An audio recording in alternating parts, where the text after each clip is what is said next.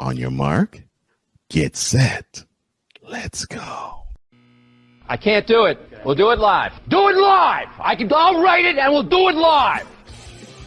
Mister, will you please wake up, wake up, wake up, wake up, wake up?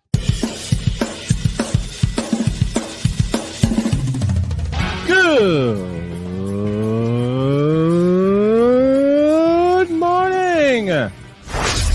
Kevin Durant, you should have left California. This Brownsexual upset me in having to bring this teenage idiot from Wisconsin into a sports conversation. Are you really surprised the Cowboys are giving up on Ezekiel Elliott? Whoa. Hell no! Well, no one cares about baseball. Bitch, are you for real?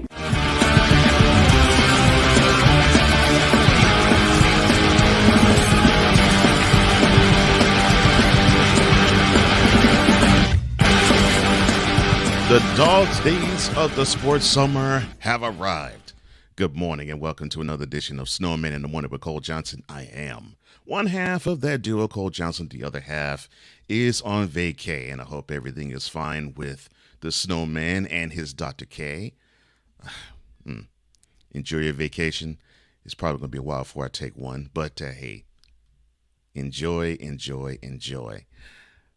Well, I'm not going to do this alone. I have a couple of guests, and one of them will join me right now.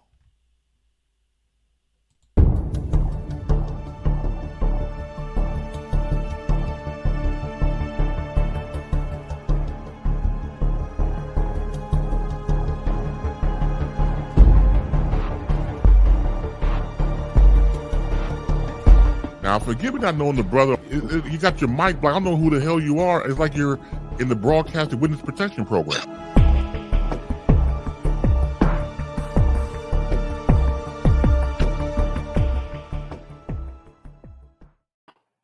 And after a false start, here we are, and here I am being joined by the hardest content creator I know, Darnell Solins, but we don't know him by that name. We know him by this one, the Playmaker. How you doing, man? Good morning. Still getting used to the different time thing. Yeah, but I would think you'd be a little bit more amenable to it, considering it's 10 where you are. I mean, the whole 8 o'clock thing actually forces me to get up, which is something I actually need. I feel you. Yeah, well, I have no choice. My job forces me to wake up that early, too. I guess I can race through a few items in the whip around. Let's go there, shall we? Presented by Fanatics.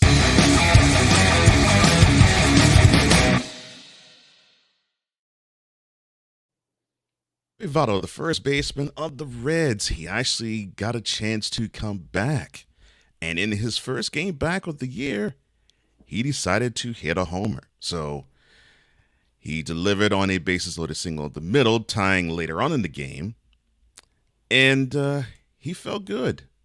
he felt good. So the returning MVP, actually, this is for the first time in a year of injuries and surgery and recovery. He felt good, and he had this to say about his return. Quote, "The best way to fit in is by performing well. Oh man, it's great to be back." Close quote. Now, your thoughts on Mr. Votto, sir?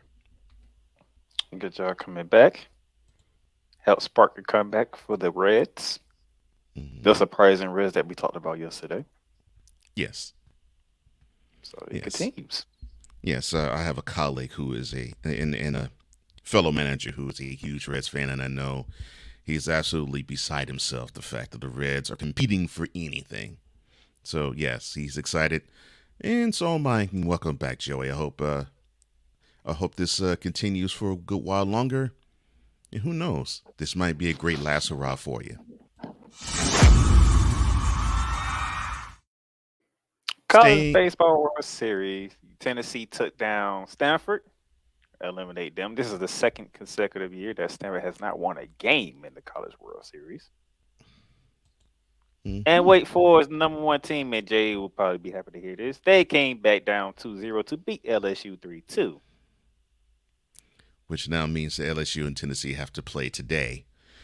And the winner of that one would go on to face Wake Forest. The loser goes home. Well. And then the other matchup, the first matchup for today is TCU or Roberts. The winner of that game will play the Florida Gators Wednesday, and the loser goes home. Mm-hmm. Well.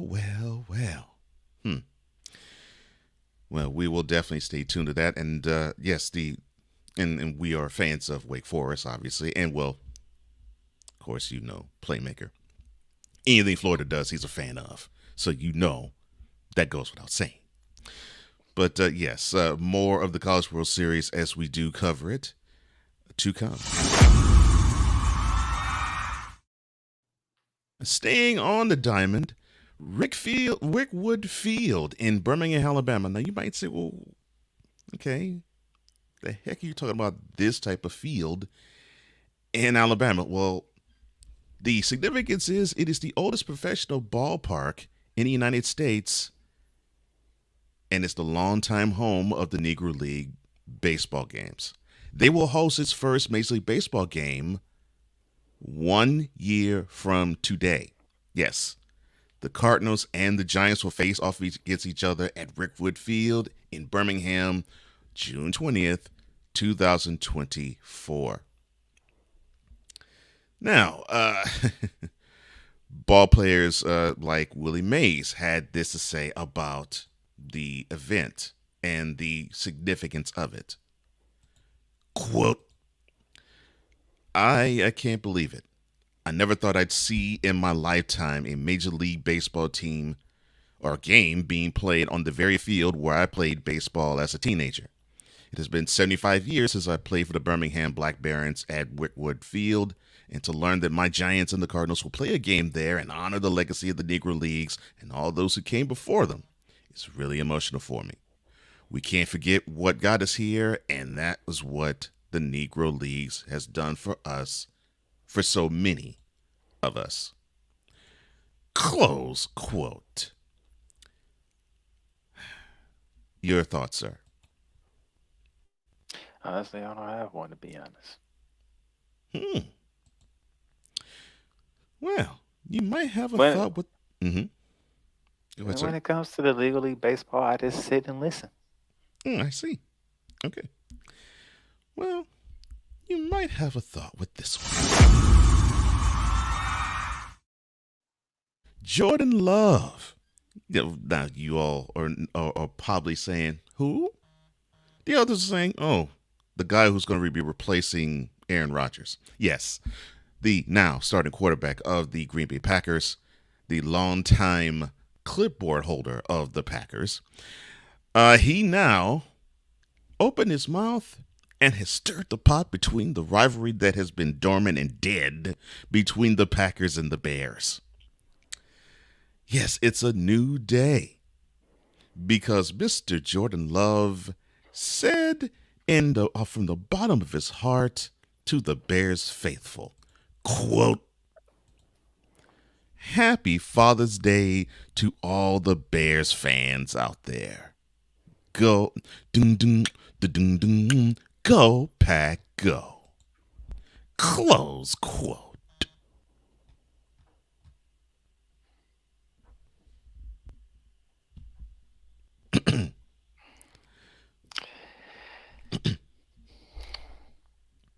I'm gonna come back to that. I'm gonna come back to that. I I'm knew gonna you come had back to some. that. I knew you had something to say. I figured that would draw a. I got something to say about that bone out of you. I I'm gonna come figured back it to would. that one. I figured it would. Draymond Green outside of his contract with the Golden State Warriors, but that does not mean he won't resign with the Golden State Warriors. That's right. That's right. He's declining his $27.58 million option that would be paid to him for next year, and he's testing the free agent market. But I'm in agreement with you, Playmaker. I don't think he's going to go out there. The best situation right now for him is where he currently resides. Now to Well, make that's to get back that goal, provided he does not want to cave in Jordan Love's face with another fist. to go back at Cole, he was seen out in France with a certain superstar. Sunday.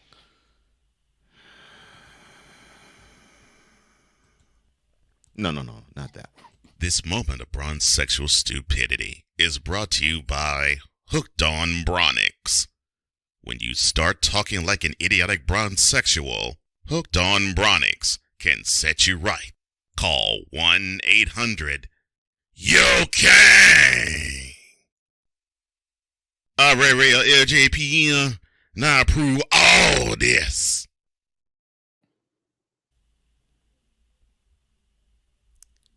I'm assuming you're talking about that superstar. Yeah. That's what I thought. Mm-hmm. Goodness gracious. I'm about to throw up in my mouth. Chris Paul. Where was he? When he found out that he's a wizard. Well, on Good Morning America. Yes. Well, on Good Morning America, he actually said it. He appeared yesterday with Michael Strahan, and he said that he was surprised to see the news of him being traded from the Suns to the Warriors. From the Suns to the Wizards in exchange for Bradley Beal. Now, of course, the longtime point guard said, quote, "I was surprised. I found out on the plane yesterday flying here for this. You know, in this league, anything can happen, so you just figure out what's next." Close quote. And then we had some details that came out. Oh, please.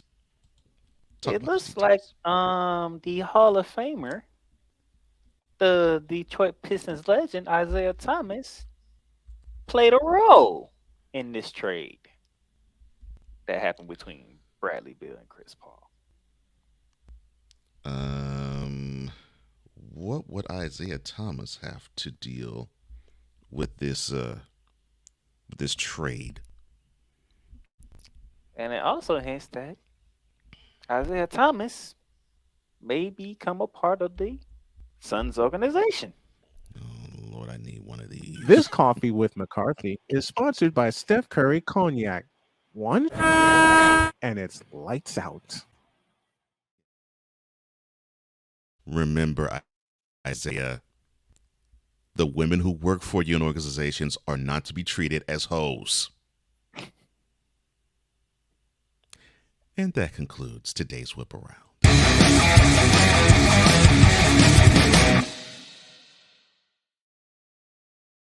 A break, and when we come back, we'll yawn through the NBA draft prospects. And I do mean yawn because we're not going to spend too much time on it. And yes, later we're going to have. All right, you do the fanatic feedbacks on the NBA draft. Exactly. And I will do that as well when we get back in 2. This planet has been great to me.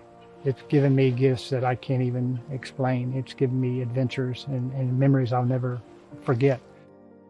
And Battleborn, I think, has given me the opportunity to go beyond and give something back. How can I be a better custodian to this planet and the place I live? That's where I am with Battleborn. Let's make the planet a better place.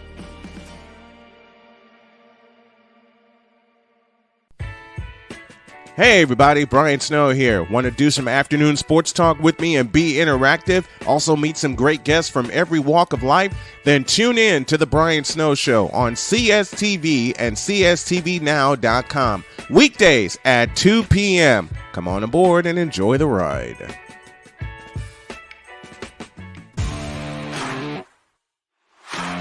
PK Tire Pro is your one-stop on-the-spot auto service headquarters for a complete line of quality tires and auto services.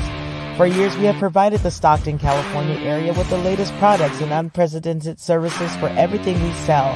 And for years, our customers have been coming back. Take a look around. If you don't find what you need, visit us in Stockton, California. From the latest and best in tire technology to the services required to keep your vehicle looking good and running great, PK Tire Pros can get you out on the road quickly and at an affordable price. Stop by soon to see why so many people consider PK Tire Pros to be the one-stop shop for all of their tire needs. At PK Tire Pros, our friendly and knowledgeable staff, quick and dependable service professionals, and affordable prices all come together to make driving out on a new set of tires easy. On top of that, we never tire of tires. Stop by and see us, and you'll be glad you did.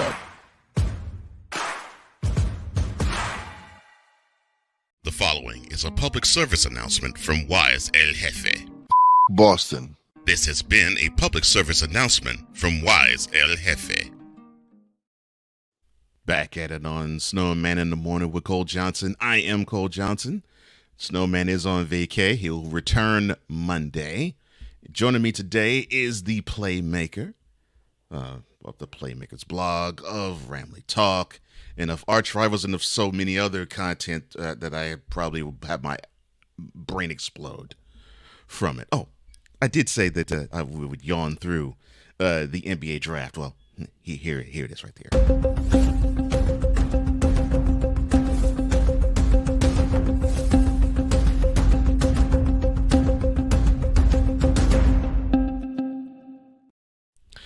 Yeah, the Spurs. Oh, good Lord. Oh, yeah, they're going to draft that boy from France, Victor Wembanyama.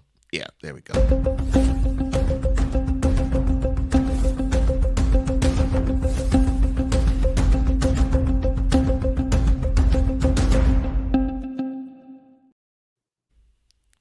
How's that, Playmaker?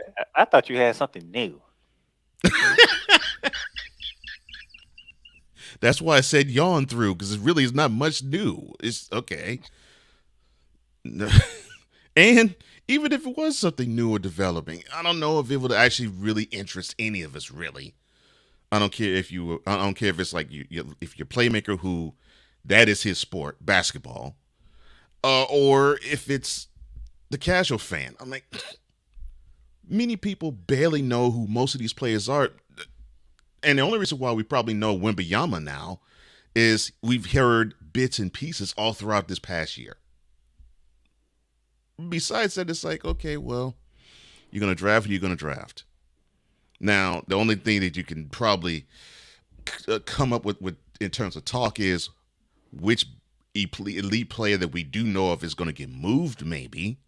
But besides that makes it crazy. Yeah. We cover more of the WNBA draft than the NBA draft. Yeah, because it is. I'll say this right now on a mic. It is more interesting. The WNBA draft is more interesting than the NBA draft.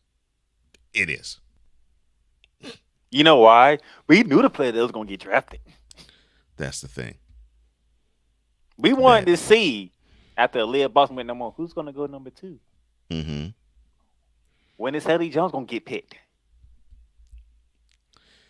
Yeah. And they wait till next year's NBA. Oh my God, next year's WNBA is going to be ridiculous. Mm-hmm. Yeah, it is. Yeah, I can't wait for it. And speaking of not waiting for something, Fanatics Feedback Zone, here we come, and we get greeted by Ryan McCarthy of No Credentials Required fame. He says he's going to have a special brunch edition of No Credentials Required on Saturday, and a wonderful job yesterday, guest hosting for the Brian Snow Show. Bravo, sir, and he will be hosting, if I'm not mistaken, tomorrow and Thursday as well. He says, "Good morning, Snow Crew." In the words of Judge Smales from Caddyshack, well, we're waiting. I know. False starts and all. Victor Locke, or VLock83, or as you all like to call him, Vicalock. Good morning, sir.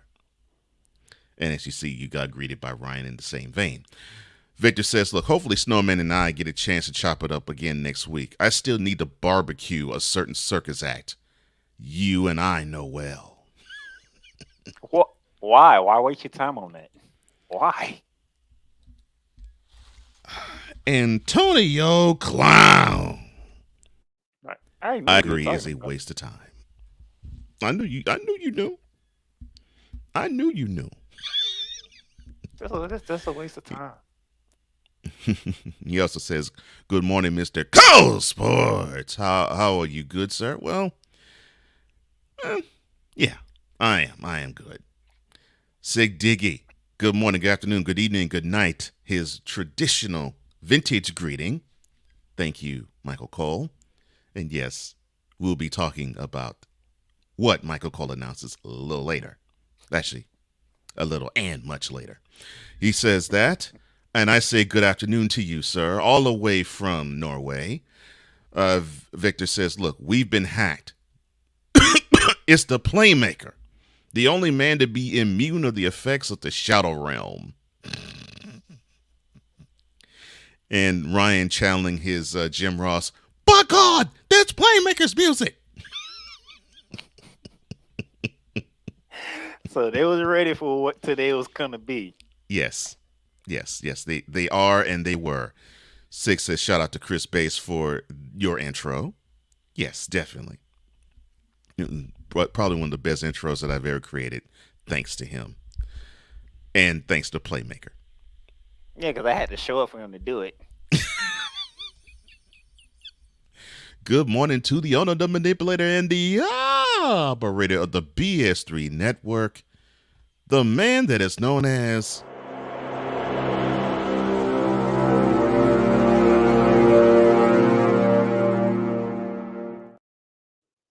Benjamin Suddeth. I hope everything's good with you out in the Metroplex area, sir. Mm-hmm. What is he covering next? He don't cover the Stars. He don't cover the Mavericks. What's next on the agenda?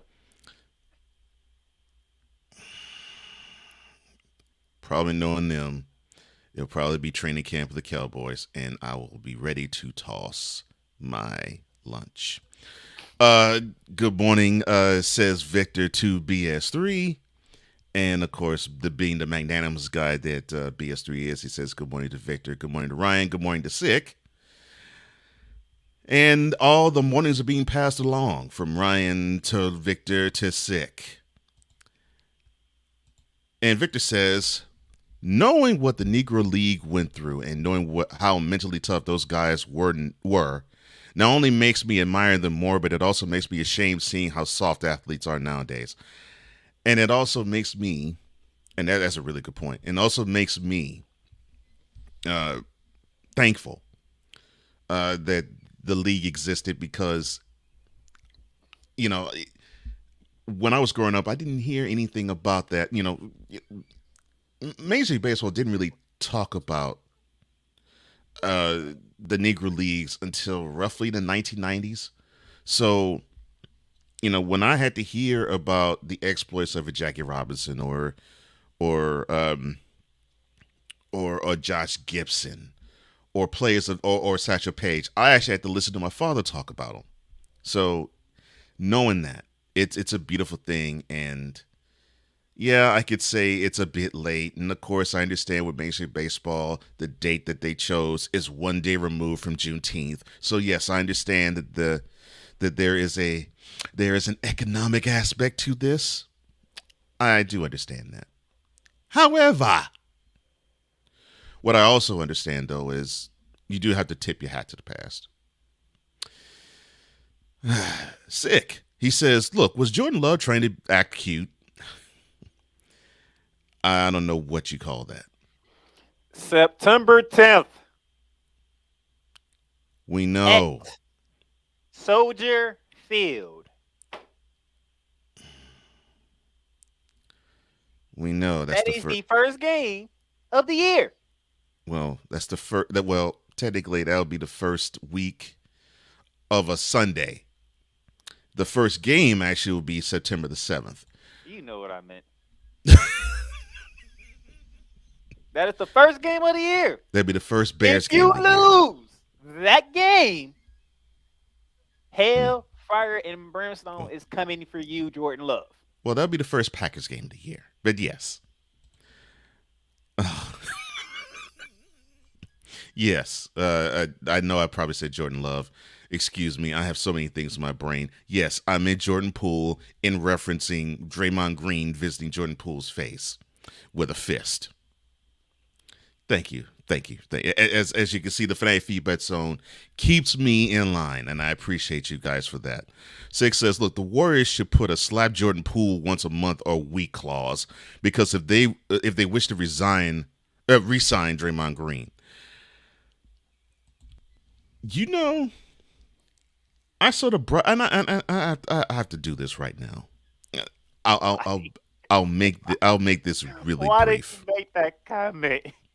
I'll make this really brief.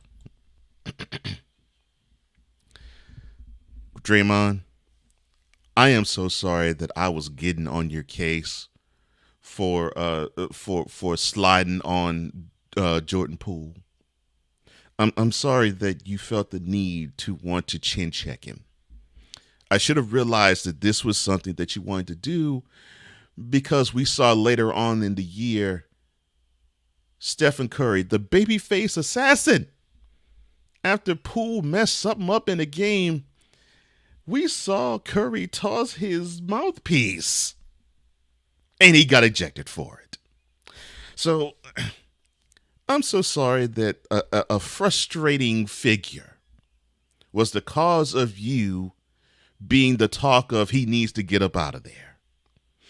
And I was somewhat leading the charge, so I'm sorry, Draymond, from the bottom of my heart.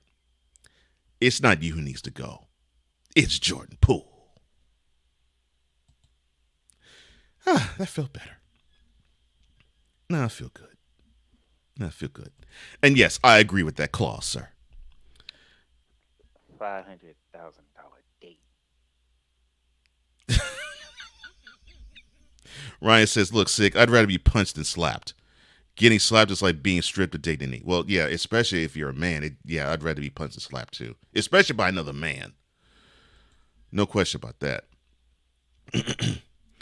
This dressing down of Isaiah Thomas, a.k.a. Zeke, was brought to you by Ime Udoka Florists, home of the Baby Please bouquet special.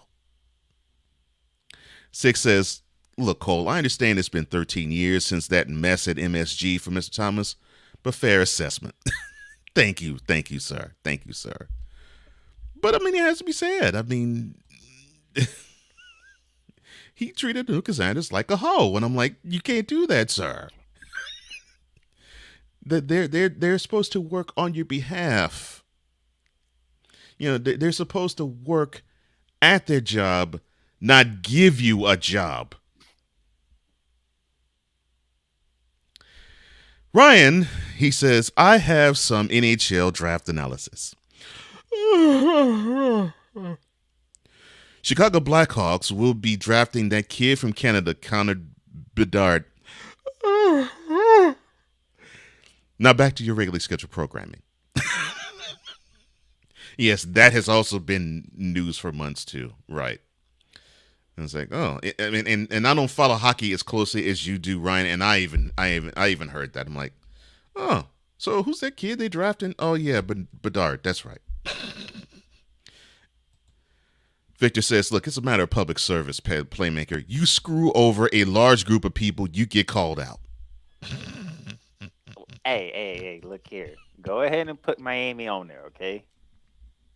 I didn't have time to make the announcement. Okay? We had like 5 different guesses yesterday. Oh, my goodness. So go ahead and put Miami on there. Go ahead and make your announcement about the Miami, okay? Go ahead.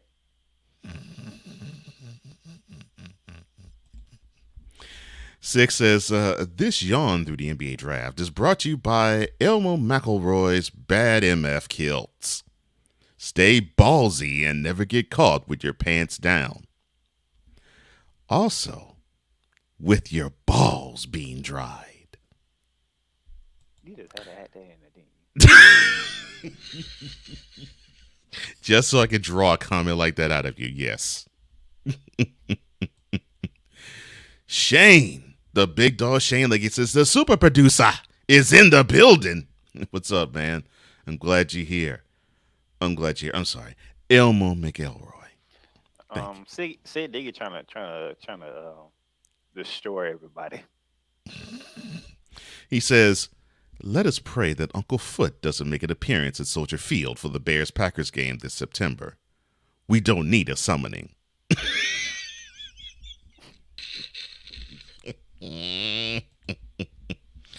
Oh, y'all just don't know. I want to, but I'm not going to. You bet not. Victor says, Sig, please don't bring out that creature. I'll get blamed for it again.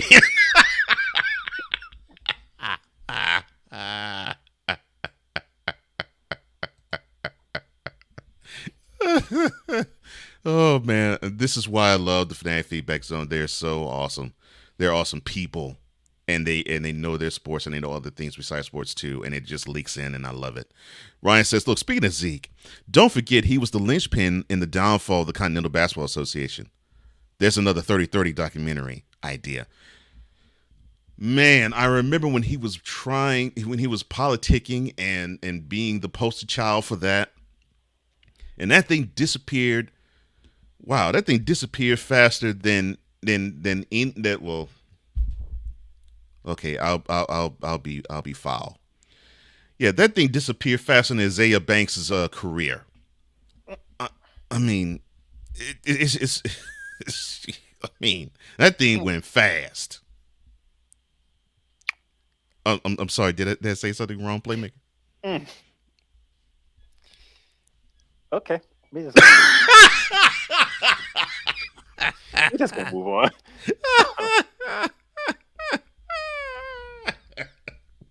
Victor says, I can't bring up Miami. They put up a fight. And I have nothing but respect for Jimmy Butler. Same. All that for me. That's why I don't even clown the Heat. I don't clown the Heat. They still lost, so they have to be put in the shadow realm, unfortunately. We have to do things we don't want to do at times, okay? I don't want to do it. But if I'm going to be fair to everybody else, I got to be fair with the Miami Heat. So they have to be put there. Well, no, they don't have to be put in there. They don't have to be put in the shadow realm. I'll put it this way. Do. No. I'll put it this way. So you have, think about 2001's Sixers. Now, we all pretty much do. They're going to get their butts handed to them by the Lakers. Everybody named Mama knew. But they pull off a victory against them. The only loss that the Lakers suffered in that playoff run. So sometimes, yeah, I mean, you'd have to say, okay, well, yeah, Sixers in 2001, you fell short. Yeah, it's the same thing to the Heat. Yeah, 2023 Heat, you fell short. But they were game. They fought hard. Now, did they win? No. But can we clown them? Not really. If you lose a duel. Oh, Lord. What happens when you lose a duel? You lose a duel, you die. I know. Steal. Miami lost.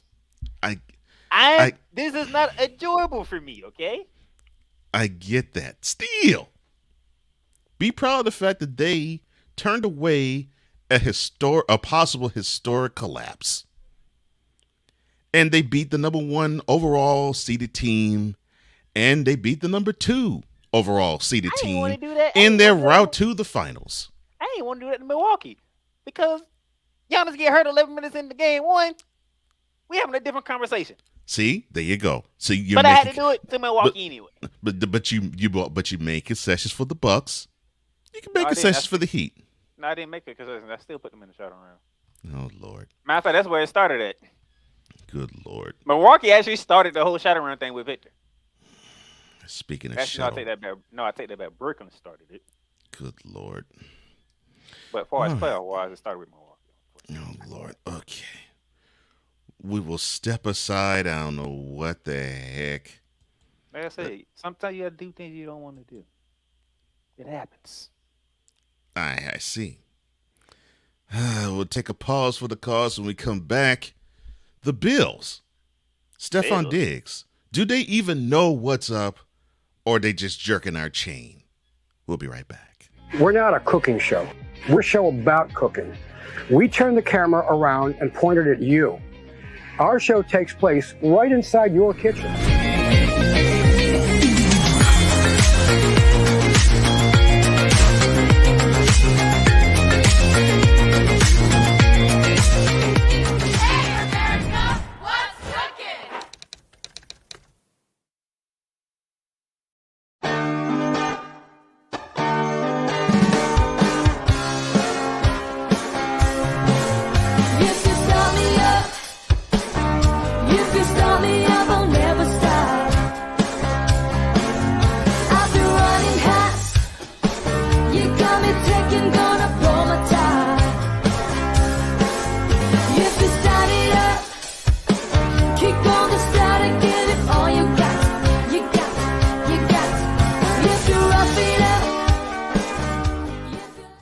Hey y'all, Snowman here. Catch me, Cole Johnson, Wise El Jefe, and the usual cast of characters as we bring it to you every Monday through Friday at 8 a.m. Eastern. It's called Snowman in the Morning with Cole Johnson, and it's right here on CSTV and CSTVnow.com. Join us, won't you?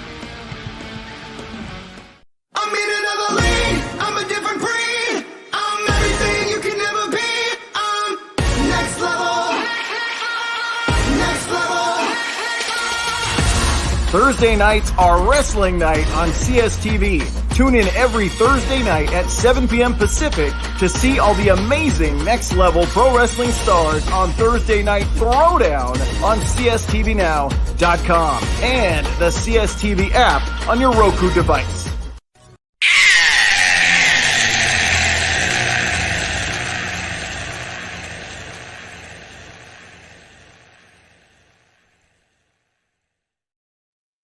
Welcome back to Snowman in the Morning with Cole Johnson. I am Cole Johnson, and I am joined today, and unfortunately it's not the rest of the week, but it's just today, by the Playmaker. Who took a nail? Oh, I'm sorry. That was the NBA draft. That's what that was directed to. The NBA draft took an L. And where the hell come from? Oh, and clearing up the Shadow Realm back to the dance feedback zone. Victor says, yes, it was Brooklyn, then Philly, then Boston, and thankfully the Lakers joined the Shadow Realm. And Six says, the sending of the teams to the Shadow Realm is brought to you by Bum Leg Orthopedics, brand new compression shorts with the latest in tailbone protection. Don't end up like the Greek freak. Oh, my bum! Sick Diggy, I really hate you right now. The Buffalo Bills. They don't know whether they're coming or going when it comes to Stephon Diggs. Now, he wasn't in the mandatory minicamp one day. Then he was in the mandatory minicamp the next day. And head coach Sean, does this even matter? Head coach Sean McDermott was saying, "Wait a minute, there's something wrong. There's something afoot. This is one of our out of our major players." That's what he said one day, and now he is saying, "Wait a minute, there's nothing to see here. Everything is all good." But Stephon Diggs, though, says that he wants to have more of a say in the play calling. Yes, he wants to know things. He wants to have more of an input on the impact of the offensive plays that are being dissected and called during games of the 2023 season. Why? Because we don't have jack else to talk about but this. So you came up with Baltimore Ravens and Lamar Jackson, New Orleans. You hate the fact that you have to talk about the Jets because Aaron Rodgers is there. Now you want to talk about? I'm getting too old for this. And the funny thing is, you know what the biggest story is in the city of New York when it comes to football? What's the biggest in football the state story? of New York? What's Saquon Barkley is not with the Giants right now. Okay. But you hear anybody talking about that? No. Because fine, we'll talk about it real fast. I don't even want to talk about that. We'll talk about it real fast.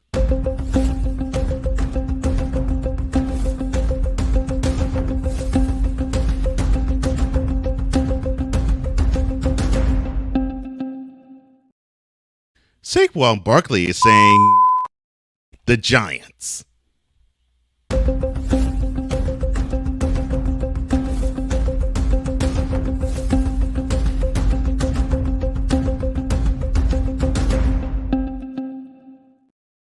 See, we're fair. We cover everything here in the world of sports. You know what? Just to have fun. Let me throw something else out here. Let's talk about Nick Saban shadowboxing.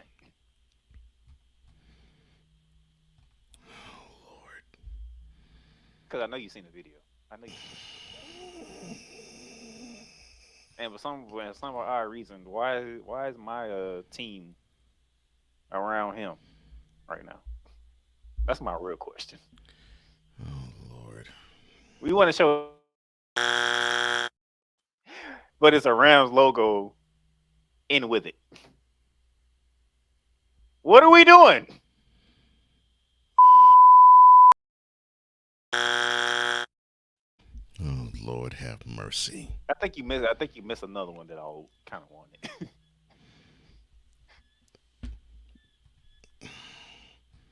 Well, what do you mean? What are we missing? Yeah. Oh, yeah, I know what we're missing. Do we really give a crap about Nick Saban? Oh, I should no. Let me ask this. Let me ask this another way. No, I'll ask this. Do we really give a crap about Nick Saban? Hell no. To the no. Hell to the no. Hell to the no. To the no.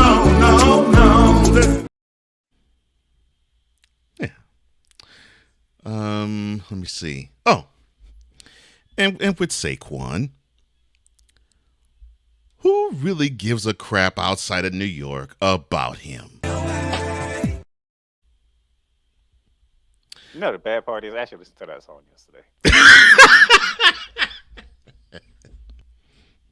You listened to the song. That's hilarious.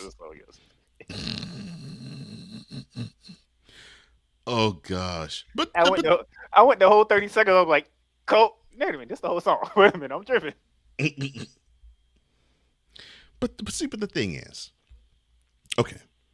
Hey, see, Shane, that's how to. Cause trust me, when I watched Raw last night, I kept asking myself a question when I was watching his segment. I'm gonna say that for hour two. Oh yeah, that is what we're gonna do for hour number 2. We're gonna be talking all wrestling. In fact, I'm waiting for another person to chime in as well. Yes, but the reason why we are talking about Stephon Diggs and Sean McDermott and not really knowing exactly what is up, which way is up, and how things are going is because remember in January in the wonderful snowy picture that we saw of the Bills getting their butts whooped. And who picked the Bengals, by the way? Well, I did too. By the Bengals. And I mean whooped. 240 in the air, another 173 on the ground. Nobody saw that coming, even for those who picked the Bengals to win. That wasn't even Joe Burrow's best game. No. He was just there, like, okay, I just threw it to you. But that's the perfect. But that's perfect. That's perfect. And he didn't make a mistake. At the end of that game, that other quarterback on the other side. Yeah, and that's what I'm about to talk about. At the end of that game, we saw Stephon Diggs get in the face of one Josh Allen. And but we saw before then they were chums. They were boys. They were two peas in the pod. They were tighter than pantyhose, two sizes small. But then we saw at the end of their season the two biggest players in the on the team, they were at odds. And we fast forward 5 months later, it looks like they're still at odds. That's why we're talking about it. Good. Get it together, Josh Allen. Or you're gonna be seeing loops of Josh Allen hitting Josh Allen. You want to have something to talk about? Let's talk about this. How about potentially J.J. Watt doing commentary?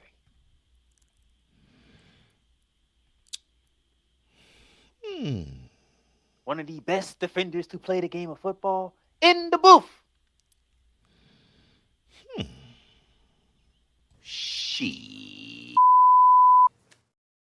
Look, I like J.J. Watt. I've been on record for years saying he was my favorite NFL player. So I have nothing but respect and kind words to say about J.J. Watt. The only thing I wish he could have done was get a championship. And I didn't care if it was for Houston. Just have him get one. That's the only thing I wish that he would receive and he didn't get, but he left it all out there. Yeah, I mean, he knows the game. Hearing press conferences and interviews, he knows the game. He knows the game, and he will be great for, I don't care if it's Fox, ESPN, NFL Network, NBC, CBS. It doesn't matter which one of those teams which one of those broadcasting networks get him. He'll be good. He'll be good. Hey, he might be this generation's Merlin Olsen. Who knows? That intrigues me. Why? I can hear from a defensive guy for once instead of quarterbacks. Well, I mean, we remember, we listened to Matt Millen for many a decade. He was one of the greatest color guys. But then when he became a general manager of a team, but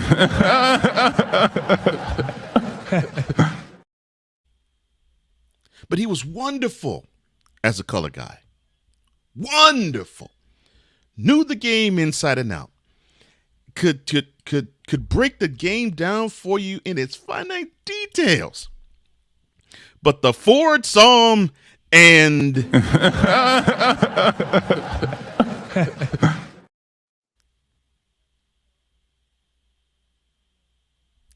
what?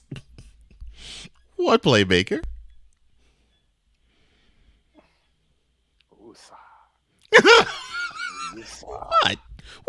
What? Am I saying something wrong here, playmaker? Ain't what you're saying, is what you're showing.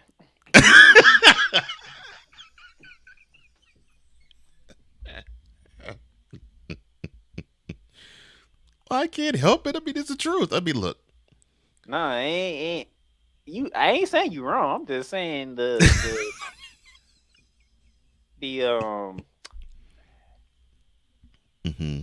your choice of laughter.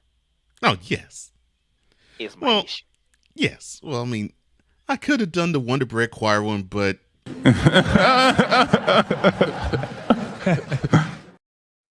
fit a little bit better. Because Lord knows how I feel about that guy right about now. Yes. Yes. Oh, oh yeah. We could talk about something. The playmaker. Earlier this season, he said to us, let me see, quote, "Look out for the Los Angeles Clippers." Close quote. And my man here, looked at LeBron James. He said, "Load management. You're the king of it. I'm sorry. You're the king of it. Negro, hold my beer."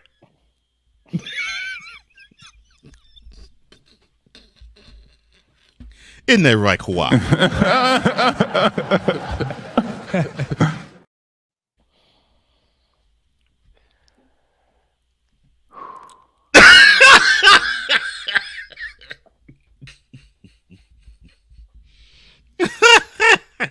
You got WNBA to cover later on.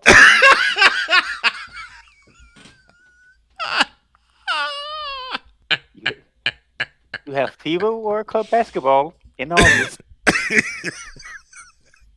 You have months before you have to go that route.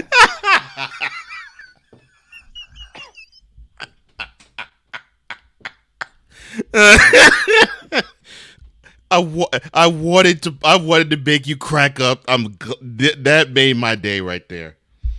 That made my day right there. If that happens on TV, then I have no choice. But as of right now, that made my day. He's in DC.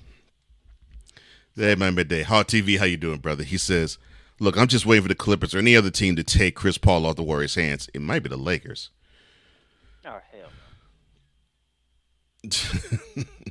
If that happens, Cole gonna go to therapy first before he come to Snowman in the morning.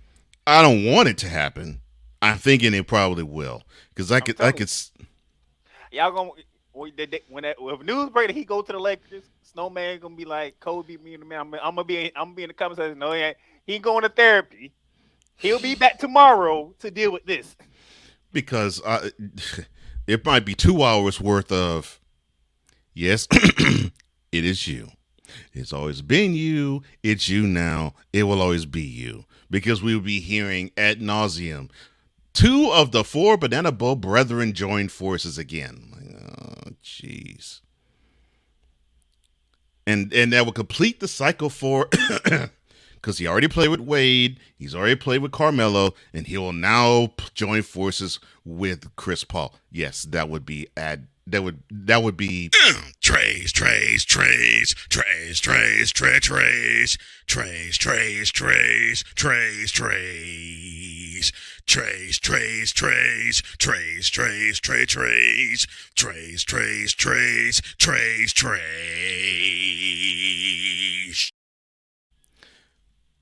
A little pause for taking some time. We'll get to our number 2 of Snowman in the Morning, and when we do come back, I have a guest to introduce in a way that I think would be befitting of him. With the playmaker, I am Cole Johnson. Snowman in the Morning, we'll be back right after this. Trisha's having a sleepover tonight. Can I go? I wonder about Lucy's friends. What should I say? I know you're only 10, but one of these days a friend will offer you a drink. And alcohol at your age can lead to so many things. None of them good. So can I go to the sleepover? Lucy, I want you to promise me I something. finished my homework. Bigger promise. If there's any drinking, I want you to say, "No thanks, not my thing." Mom. I promise you. Your real friends won't care. Deal? Sure. Really?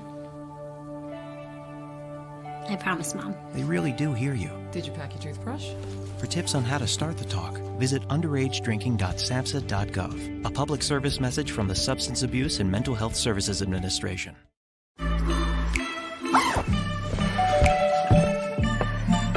Yo, camping buddy. Boom. Okay, you guys ready? Dude, I thought you were driving. I thought you were driving. Oh, I never said I was driving. I definitely can't drive.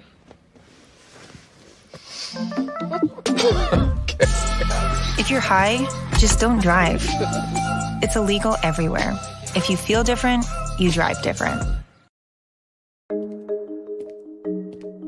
When it comes to vaping, the truth can get clouded.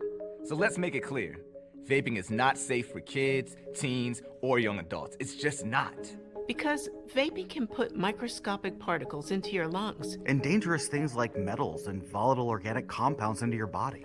And nicotine, the same highly addictive substance found in regular cigarettes. Nicotine can harm a person's brain development through their mid-20s. Affecting learning, memory, attention, and impulse control, and priming the brain for other addictions. Vaping products also come in kid-friendly flavors that can make them appealing to youth. And many kids also use other drugs, like marijuana, in vaping devices. With appealing flavors, high nicotine levels, and lots of promotion on social media. Many kids think vaping is harmless, but it's not. So talk to your kids about the risks of vaping, because when you talk, they hear you.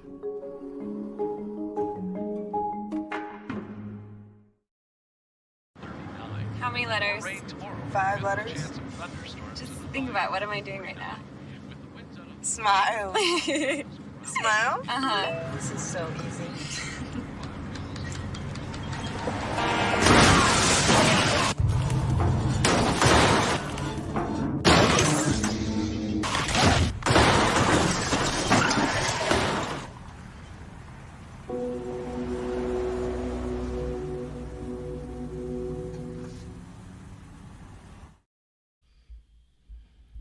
Hour number 2 starts right about now. Time for hour 2 of this spectacular. Ryan McCoffey now joins us this morning. That's what you need to do to beat Josh Allen. You need to make him uncomfortable. Hour 2, time for some Spivey notes. And here's Jay. Well, I know he's only in his 3rd year, but they're just wasting Justin Herbert. Hour 2, the hardest working content creator I know, the playmaker. Hey, LeBron James, the greatest scorer of all time. Hey. Hour 2, the one, the only Christopher Dietz. They rewarded Ohio State for not playing, and they punished USC for playing. Hour 2, Sam Shady. Oh, man.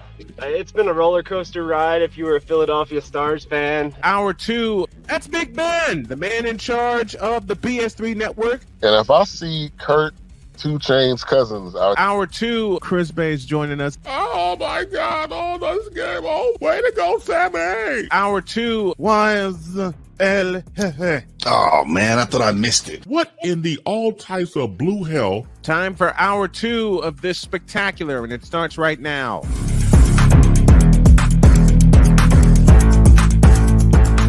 Oh yes, this hour.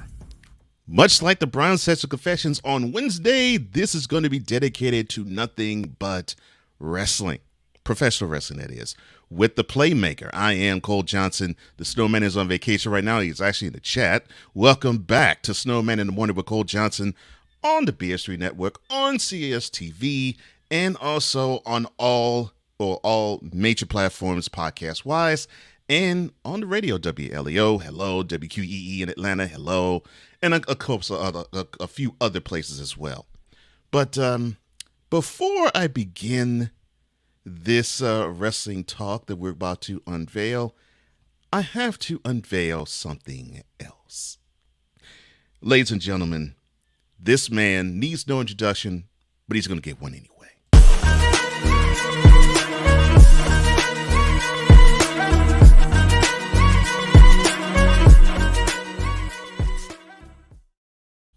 I give to you the man who is in charge of the Play Callers, the Sports Productions, and the Eagles Elite Podcast, and the Play Callers Sports as well. One, Mr. Cool McCain. Still, in the building. Now that's an introduction. Oh, you likes that? Okay, good. Quite fine, sir. Quite fine. Good. What up, Playmaker? You still hiding, bro? As best I can. I hear that, man. I hear that. Ain't nothing wrong with that. All right. So this hour is dedicated to the squared circle. All things wrestling, everything that has impressed upon you guys. So where do you want to begin first? So I mean, we gonna start from last night because what happened Friday night is the main course. I agree. Definitely the main course. I was hoping that you'd want to delay that. Yes. So let's start from last night and beginning with Logan Paul. I watched the segment and I kept asking myself a question. Why is you on top of a ladder? He's bold like that. You know that. No, I'm sitting like the get 2 money break briefcase. I'm like, why is you on top of the ladder? And I know the answer in my head. I'm just waiting for confirmation. Why is you on top of a ladder? So when he said, I made some phone call to the execs, I said, he's in the Money in the Bank ladder match. Oh my! He pulling the Roman Reigns, ain't he? Mm-hmm. Yes, he is.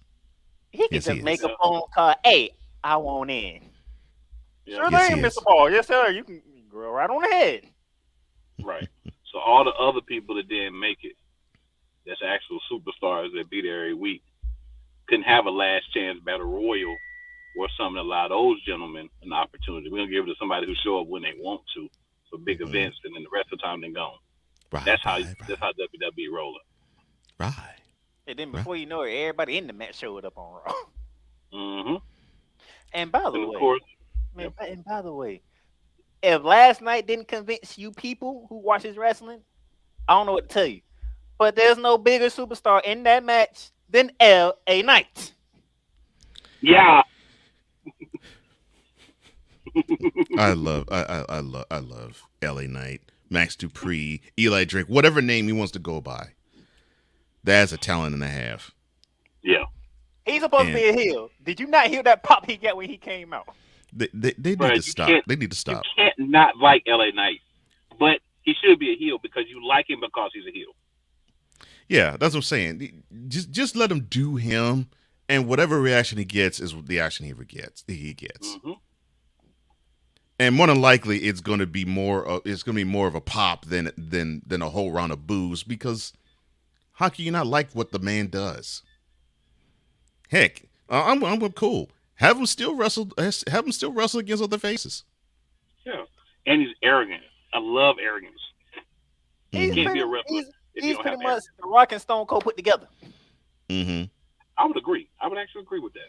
Yeah. But he has better hair than both of them. Yeah. Well, yeah, he does. He does it better than both of them. All right, so you're talking about the Money in the Bank ladder match, now, which will take place in 2 weeks. Who did you have winning? See, that's a tough thing. Like, you want to go with L.A. Knight because it makes the most sense, because he was the guy that didn't get the shot at WrestleMania. You know, he's clearly a big star. He's clearly sells merchandise. People want to see him. His segments are watched, right? They talked about like we're doing right now. So he's clearly the guy that it should go on. But the problem comes in when you got people like Logan Paul in the match, right? Because WWE always wants to place Logan Paul placed in a situation where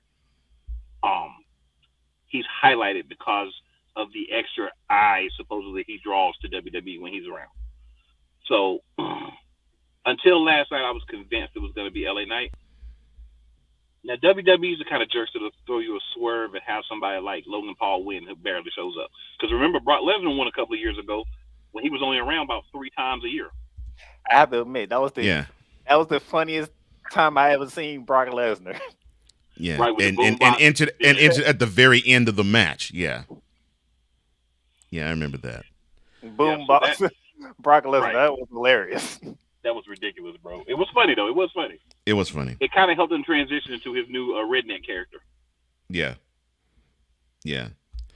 I love LA Knight. I want him to win. Let's not forget, Damian Priest is in this match too. And that's who I think is going to win it. And I say that based on the strength of his match with Bad Bunny at Backlash. I think that impressed. Triple H amongst all the other execs there so much that they're probably saying, I think it's time we actually put a push to you, because it looks like since you can handle that and you made a guy who barely does this twice a year look as though he could be a world championship contender. Yeah, I think it's time to move you up the card. So yeah, I see him winning the Money in the Bank contract. Not rooting for it, I just see it. So here's my thoughts on that, right? So I really think, and I thought this last week too, but I really think Finn Balor is going to beat Seth Rollins. I could be completely wrong, but I really think Finn Balor is going to beat Seth Rollins, right? I love that. Kind of like payback from what happened before. Because remember, Finn Balor was the first Universal Champion. He got the buckle bomb from Seth Rollins, and he was only champion for 20 hours, never lost the belt. Right. So I think we're seeing him revert to that personality that won the championship. Not the demon, because you can't use the demon anymore, because the WWE pissed on the demon, and you may not ever bring him back because he lost to Edge. Are you kidding me? Yeah, Me, you, a playmaker should be able to beat Edge. Edge is like 60 years old. With a broken freaking neck and a fused spine and all kind of stuff. But that's the guy that you had the demon lose to. But that's a whole other conversation. And he was having to say like I that. could talk about for 3 or 4 hours, really. But, So my thought is I think Finn Balor's going to win. So the World Championship. You're not going to have Damian Priest challenge Finn Balor, and they're both in the Judgment Day. And you're not going to have Damian Priest challenge Roman Reigns. He's not going to chance Roman, because he can't beat Roman Reigns, right? Because Roman Reigns is going to get more help. We'll talk about it later, but I would that's love why that. I'm not picking Damian Priest to be the one to win, but because I think WWE has that much logic left. We can't have two people in the same stable challenging. I really believe Finn Balor is going to beat Seth Rollins because he's going to wear him down. He's going to get those ribs beat up. Braun Breaker is going to dig into him some more tonight. And I think Seth is going to be compromised, and then that's a way to take the belt off of him without him looking weak. So what is Seth Rollins' shoot schedule looks like? Because I think he's doing something. He's going to be on Pat McAfee in about almost an hour from now. Yeah. Mm-hmm. Then he's going to NXT to face Braun Breaker for the title tonight. Mm-hmm. But he will win that match. But he will. He'll win that match, right? And then we'll see what happens next week on Monday Night Raw. So he's like doing open challenges. Unfortunately, you have more faith. You have more faith that the WWE has sense than I do. Cool. Because I think they could have Finn take Seth Rollins, put him in some sort of crane, lift him up 250 feet, drop him straight from there to the concrete, and Rollins would still beat Finn Balor clean center of the ring. 1, 2, 3. Cover him in cement, shoot him in the kneecap. But now I think what's happening is they're seeing that Seth Rollins as the World Heavyweight Champion isn't as interesting as Seth Rollins chasing the championship. And see, that's the problem with when you put the title on faces. Mm-hmm. Most times, you really don't want them to be the defender of a championship. You want them to be the pursuer of it. All right. I like it because we can segue from the husband to the wife. We can. All right. So your thoughts on Becky Lynch? Becky Lynch might have screwed herself last night. And trying to get payback on Trish and Zoe, she helped Trish get in the Money in the Bank ladder match. And that's something. That I have to say, that actually is really good booking. That actually was really good booking. I was like, that's an ingenious way of having Trish get into Becky's head, and then you possibly could set up a future feud between her and Raquel Rodriguez, who needs to be a heel today. last week. She ain't the only one, but I'll reel that a little later. She needs to be a heel today because to me, they're making her too much like a 6 foot tall cheerleader. I'm like, no. Right. Let her run roughshod through the division. Have the girls be all in fear of her, including Rhea. Have them all be in fear of this woman because when she can go, she could be one of the best players that you got. You talking about the Raquel who went face to face with Rhea Ripley before she went out for her match. I was like, we knew that rivalry from NXT for me. Well, of course, I'm ready for that one. Of course. Oh yeah. And that's going to happen. That's going to happen. They're teasing that. That's going to happen. And the thing is, you can have Raquel Rodriguez kind of be a tweener where she has this part where she gets pissed and she just snaps at times. Which is kind fine. of like a female Kevin Owens. I don't mind that. But with a better threshold, like not all the time, but like when she gets to that point, she flipped and spit gets real. You feel me? Yeah. But here's the dynamics in this women's Money in the Bank ladder match. You have both Zoe Stark and Trish Stratus in. You have the remaining two of Damage Control in. Mm-hmm. You have Becky Lynch in.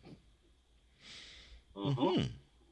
And then they just. But you remember, we may not have both members of Damage Control.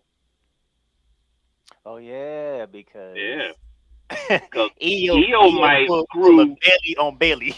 Yeah, Io might screw Bailey so that she's not in it. Because Io's tired of Bailey. Io's been tired of her. Io is as tired of her as Jimmy was of Roman Reigns. Mm-hmm. Yeah, Io's been tired of her. Mm-hmm. So this is pretty interesting. Now, if she does win, cool. But if she doesn't win, there's gonna be some interesting booking going on for this women's match. You have 4 ladies in here who all have a beef with Becky Lynch. Yeah. And then one of the two teams might implode in front of our faces. And then that's another way they could go to, yeah. And then you might actually. I'm trying to think. Now, what if Zoe and Trish end up on top of the ladder together? Who gets the contract? Neither one. Exactly. And then there is Zelina Vega. Thank you, Shane. Oh no, who's also in the match. That's who's left. It's Zelina Vega. And I want to say she's a favorite, but I don't know who she would really fit. Yeah, in terms of story, she's the best story. Yeah, I mean, could she cash in on Rhea and avenge the could she cash in on Rhea and avenge the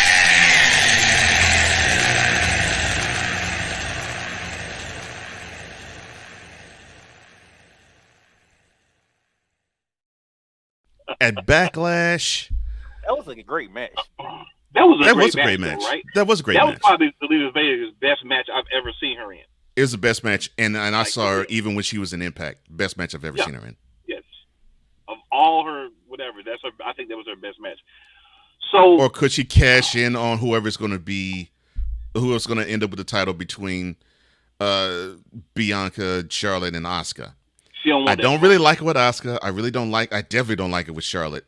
And even though I like her with Bianca, and it would probably fit because I think Bianca is due for a heel turn, I really don't want to see that. Victor, that was what I'm getting to. See, I really don't want to see that. Turn Bianca, my girl about to turn heel. They should turn Bianca heel, but I don't think they are because merchandise. Bianca well, true. In fact, I think that was the problem with John Cena for like years. I'm glad you went there. I'm glad you went there. Cool, because I read a story about. Yeah, they're thinking about turning Bianca heel, but there's some reticence to that because of the John Cena effect. Mm-hmm. Because she appeals to the 5 to 15-year-old girls, especially the 5 to 15-year-old black girls. They can't think about it, but they already put implements in there. Yeah, but you know how they do, bro. I mean, it makes all the sense of the world. Her and Montez Ford should turn heel easily. And I think Montez would be balling if he becomes a heel. because I think he's great. He'd be a champ in a month, bro. Yeah, I think he'd be a champ in a month because he would be ruthless. That's all he's missing. Mm-hmm. And he looks like he has the ability to be ruthless. So yeah, definitely. See, they should really just turn the street profits heel. Period. Yeah, they need to turn them heel because once they turn Bianca heel, we're gonna get the NXT Bianca Belair. See that's we get the real EST of WWE. See, I don't think they want that smoke though. Playmaker, I don't think they want that smoke because if you do it, she got to be that. In the words of, she got to be that, like Jay Cargill said, she got to be that. You feeling the rest? Mm-hmm. Oh yeah. You're right. Yeah. She has to be that. Bitch, are you for real? And look, Shane, that's exactly how I look at it. Who would make sense to cash in on what champ? And yeah, which matchup would get the crowd saying, "Oh, this is a great moment, and we're happy for this person, whether that person's a face or a heel." Yeah. See, for the women, that is difficult. The only name I could think of that would probably do that would be EO. See, Zelina's the perfect person to win. So here's what could happen. This is all philosophical, but here's what could happen. For once, we could have a woman actually carry the Money in the Bank briefcase for more than 5 hours. Well, more than an hour or two. We could actually have a woman more than 30 minutes in the belt. And do it like right. Do it like Carmella did. Hold it for like 9 months. Yeah. Yeah, and actually hold it for a while until we have some changes in champions, and then we get somebody that wins, gets beat down, but still wins, and then here she slides out and gets it. Now LWO is on Raw. No, they're on SmackDown. No, that was SmackDown. Yeah, they're on SmackDown. They're on SmackDown. That's right, because they threw me off because they had what you call it on there last night. It threw me off, but yeah. Mm-hmm.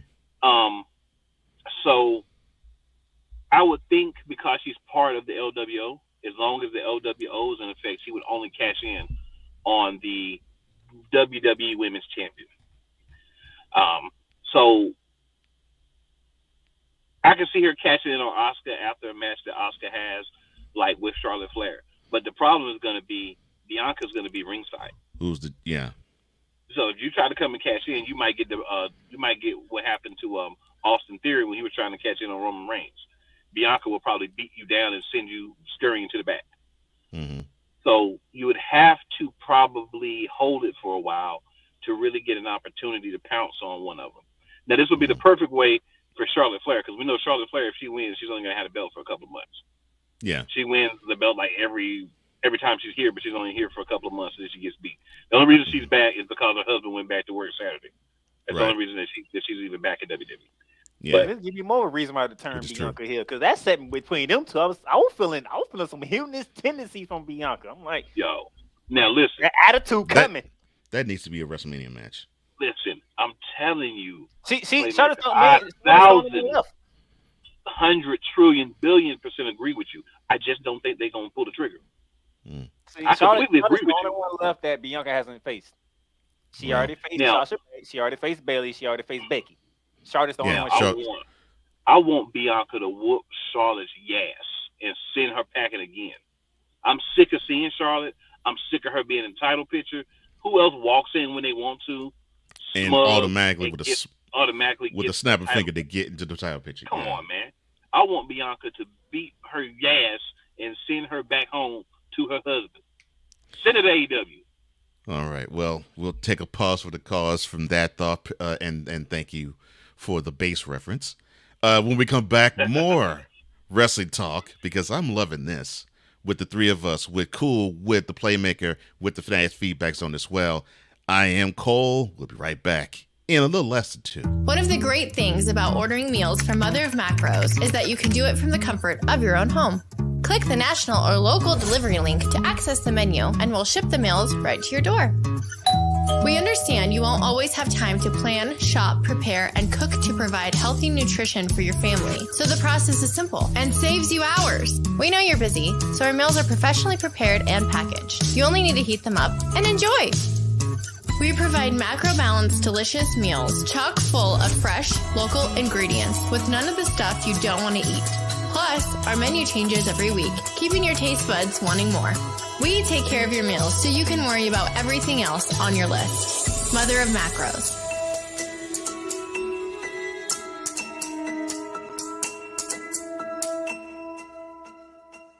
I don't want to grow up. I'm basically a man-child. 2005 Burning Man. I put a single Mitsubishi 170-watt panel on the roof of my F-250, and I killed the batteries within like 15 minutes of the first time turning them on. So that's when I first got into solar. I was blown away by the customer service at Battleborn. We want them to be happy with our product, because in the long run, they're the ones who are out there using it. When you used to buy something American, like a car, something you knew was built really well, that's what I think of with Battleborn.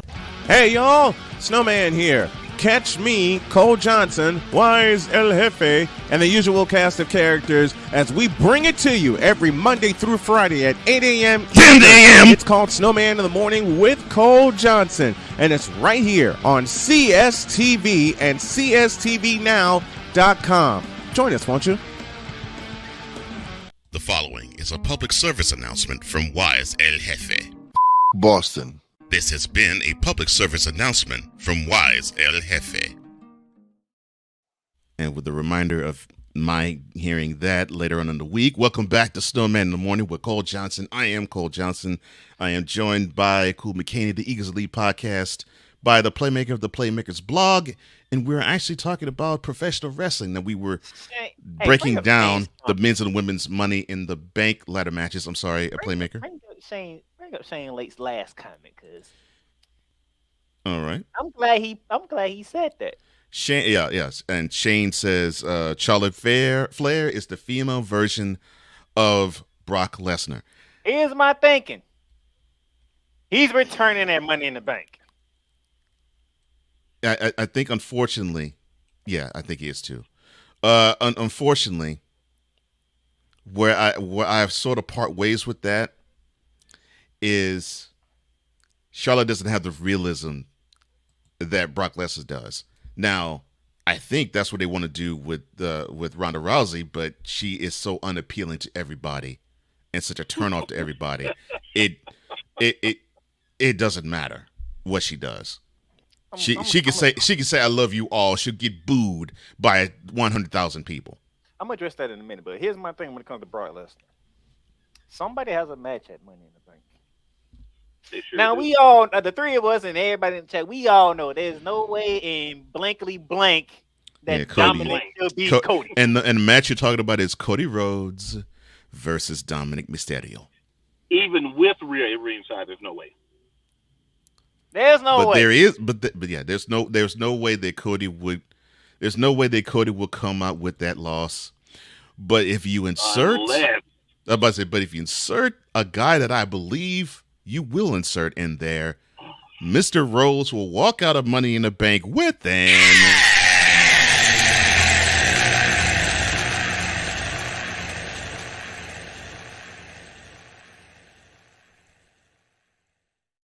And as per WWE booking, he's got to take a few L's before he can start to rebuild himself.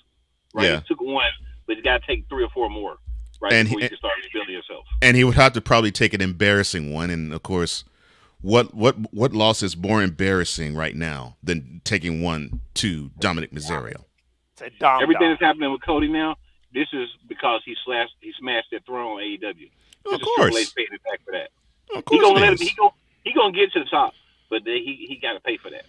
Yeah, it's sort of similar. It's sort of the similar trajectory that Booker T went through, where it was like, you awesome, you know what you're doing, you good in the ring, but you was part of WCW, and you had to go through the paces, and you got to take a lot of these L's, you got to take a lot of these lumps, you got to earn your keep, and it might take a few years, but you will get there if you can persevere, and he eventually did.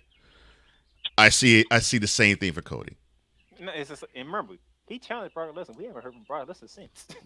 Yep. No. And Cody, I think, is going to win the championship at WrestleMania this year. But between now and WrestleMania, and he can't. And remember, he can't win. Well, he shouldn't win. Let's say Money in the Bank. He shouldn't win that. He should have to win a number one contenders match. He shouldn't win the Royal Rumble, right? Right. It should be. No, he already won a Royal Rumble. Right, so he shouldn't win a back. He shouldn't win it next year. Yeah. Right, is what I'm saying. So I think he has to go through. Whoever wins has to challenge Roman Reigns. Whoever wins the Royal Rumble, then there has to be some type of, tournament or something set up for who's going to fight the World Heavyweight Champion. Or it still could be. Seth Rollins could have gotten it back by then, right? And then he's back to doing his thing where, whoever wants it can challenge me or whatever. It ends up being Cody. But I feel like Cody has to win at WrestleMania next year for one of the championships. That has to be the end to his story. Of course it is. And it will be. Barring injury. The Stone Cold storyline. Remember when Stone Cold, before he won the first time, every time he got there, something happened and he lost. Somebody came in and interfered. He kept getting sidetracked when he had the gold. That's what they're doing with Cody right now, in my opinion. But once we hit Royal Rumble and after, we're going to see Cody Rhodes start talking about finishing the story again. And what do you want to talk about? Yeah. And I gotta redeem myself in the finish of that story. And the only way that he could do it would be if he does that at the hands of Roman, because it's too easy for him to finish the story seriously with the World Heavyweight Championship. Well, the blurred line thing, though, I thought about too, because once you get close to WrestleMania, all of a sudden the lines between Raw and SmackDown get blurred, right?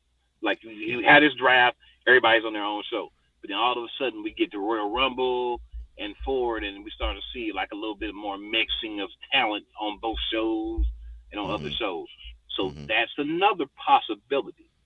The only thing is, there's only two ways they could do it. Either got to win some tournament, or they could do what nobody really wants, but what people will probably hang upside down if happens. And that's Cody does win the Royal Rumble again and challenge Roman Reigns. I mean, that could happen. I mean, it's not that it hasn't happened before. I mean, that's exactly what happened with Shawn Michaels. He won the Royal Rumble in both 95 and 96. Of course, he lost in WrestleMania 11. He won the next year. So, yeah. That could happen, because they want him to be the babyface. Yeah. WWE wants Cody to be the babyface because they know that if they do that, they can keep him. And he won't go back to AEW. Right. When his contract's over, because I believe he signed like a 3-year deal or whatever. So if he doesn't get a nice reign, he's gone. He's gone. Because he doesn't have to stay here and put up with that. Right. He can go back and be refavored in AEW real easily. Right? He literally said when he came, I came to do something that my dad or my brother was never able to do. If he doesn't do that, he's out. Now, Shane, to your point, this is where Vince McMahon has his fun. Oh, good A freaking tag team unification match on SmackDown. After the new women's tag team was just crowned not that long ago, I think I know who's going to win that match. Yeah. It should be Alba Fire and I can't remember the other woman's name, Isla but Dawn. Isla Dawn. It should be those two. Bring up the new to WWE talent. Bring them up. Get them to shine. Let them flourish. But no, it's going to be Shayna Baszler and Ronda Rousey. They got to stick it to the crowd somewhere, so the women's tag team is going to be where they do it. It's funny because you'll stick it to the crowd with the championship the crowd cares the least about. Yeah. Yeah. And it's actually not Shayna Baszler. I actually do like her. That's who should be the Brock Lesnar. That's definitely who should be the Brock Lesnar. But for some reason they don't want to pull the trigger and do that. With that Kirifuda clutch that she has, it's awesome. It's awesome, and what's so beautiful about it is she knows how to make it look good and not injure somebody. I mean, it makes you look like, oh my gosh, she is destroying that person. But she doesn't injure him. Yeah, because Ronda hit you twice and you hurt. Look, you have Shayna Baszler, you have Asuka, you have Rhea Ripley, you have Raquel Rodriguez. They have multiple options of having a woman be dominant over everybody. They literally have 4 dangerous women in WWE that can just rush out away everybody. That people care about, whether they like or hate, they care about. People don't even care about Ronda Rousey anymore. No. I mean, just look at WrestleMania. Her hometown is LA, and they booed her roundly. That should tell you something. Yeah. And it wasn't because she's a heel. It was because they just don't like her. Yeah, she doesn't click. She needs to go to like Impact or somewhere, right? Mm-hmm. She doesn't click. She needs to go somewhere where she would be like the chick. And it's not going to be WWE because there's too many other really good wrestlers and personalities. And she definitely does not have the personality. No. That's just not her strong suit. And it's never been her strong suit. The only way to salvage her is you have to give her a manager. Like you did Brock Lesnar. Somebody to be the talker for her and she shuts up and fights. Like a cyborg type gimmick. Mm-hmm. Yeah. It's the only thing that could save her. Mm-hmm. When she starts talking, I start thinking about anything other than wrestling. Well, you did bring up LA, right? And LA is known for Hollywood. Mm-hmm. There's no bigger Hollywood story than what will be the main event at Money in the Bank. And it's called a Bloodline Civil War. Oh, I'm glad you did this because we'll take our final break right now. And when we come back, we're going to talk about, to me, what is the talk of all wrestling? The Bloodline Civil War. We'll talk about that and discuss right after this. I'm in another lane. I'm a different breed. I'm everything you can never be. I'm next level. Next level. Thursday nights are wrestling night on CSTV. Tune in every Thursday night at 7 p.m. Pacific to see all the amazing Next Level Pro Wrestling stars on Thursday Night Throwdown on CSTVNow.com and the CSTV app on your Roku device. PK Tire Pro is your one-stop on-the-spot auto service headquarters for a complete line of quality tires and auto services. For years, we have provided the Stockton, California area with the latest products and unprecedented services for everything we sell. And for years, our customers have been coming back. Take a look around. If you don't find what you need, visit us in Stockton, California. From the latest and best in tire technology to the services required to keep your vehicle looking good and running great, PK Tire Pros can get you out on the road quickly and at an affordable price. Stop by soon to see why so many people consider PK Tire Pros to be the one-stop shop for all of their tire needs. At PK Tire Pros, our friendly and knowledgeable staff, quick and dependable service professionals, and affordable prices all come together to make driving out on a new set of tires easy. On top of that, we never tire of tires. Stop by and see us, and you'll be glad you did.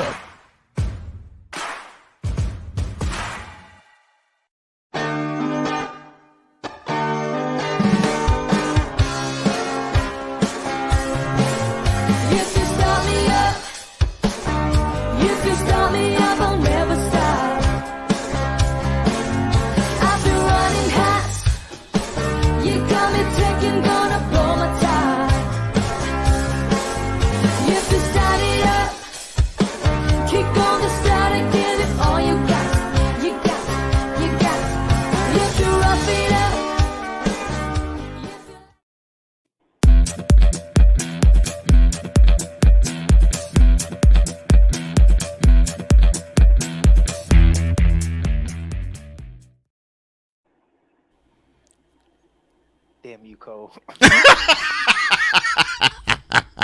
No, we're not doing a cut-up experience. He did that to get on my nerves. Welcome back to Snowman in the Morning with Cole Johnson. I am Cole Johnson. Thank God, no cut-up experience.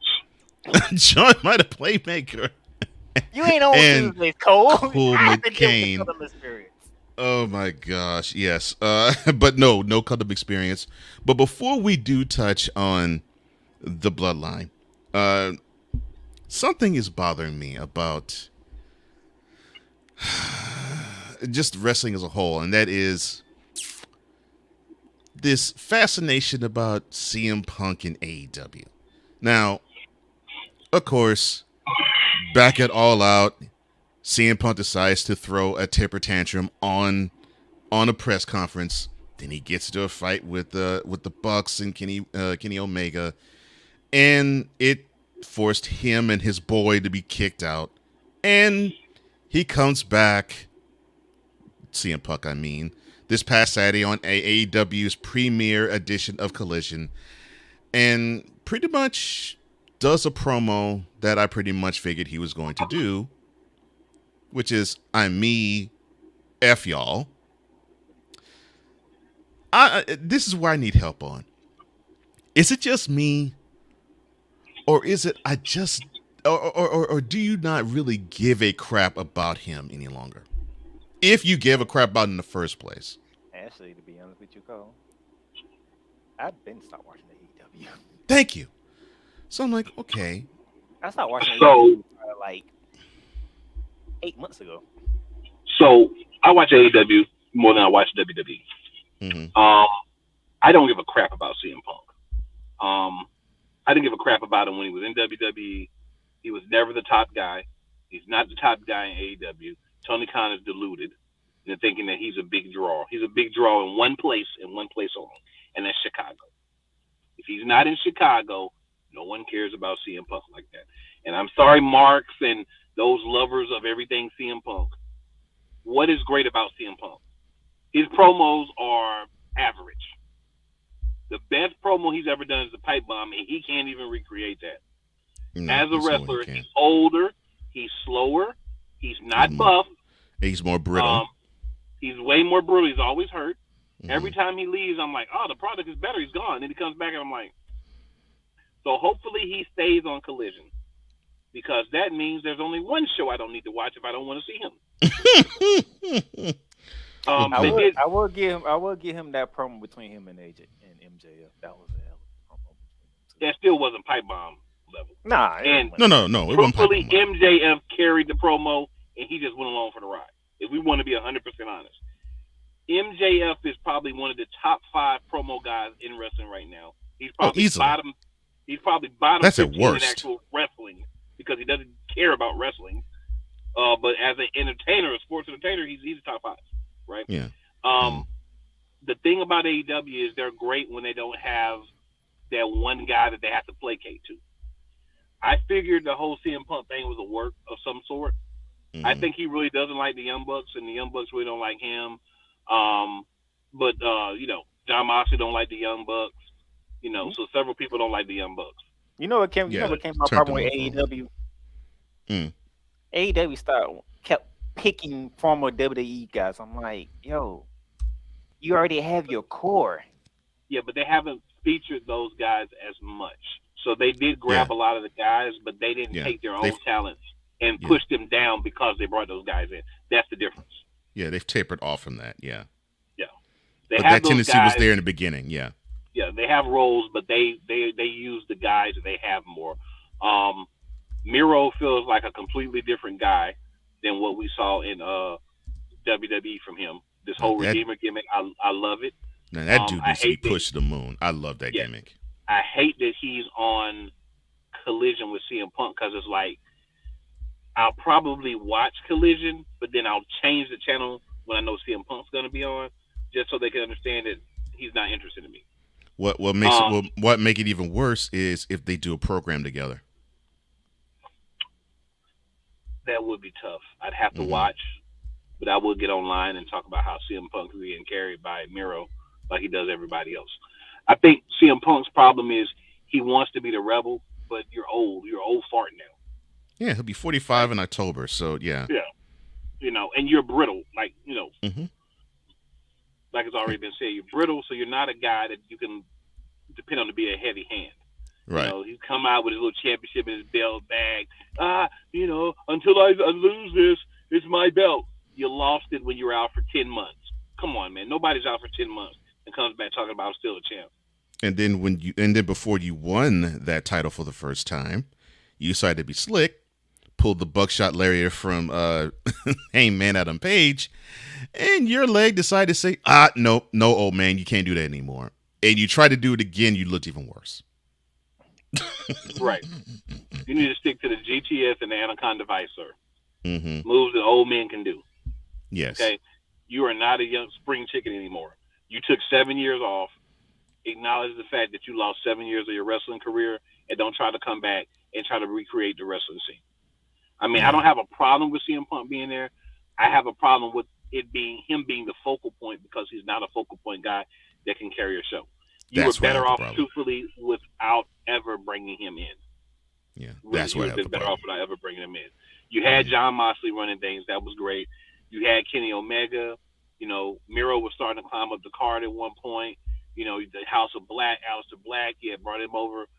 He was a WWE guy, but they never really used him on the main roster like they should have, so it felt new. It didn't feel like you were taking someone that we already see. Another beef I have with AEW, I know we want time for the Bloodline. We must acknowledge that whole Civil War situation.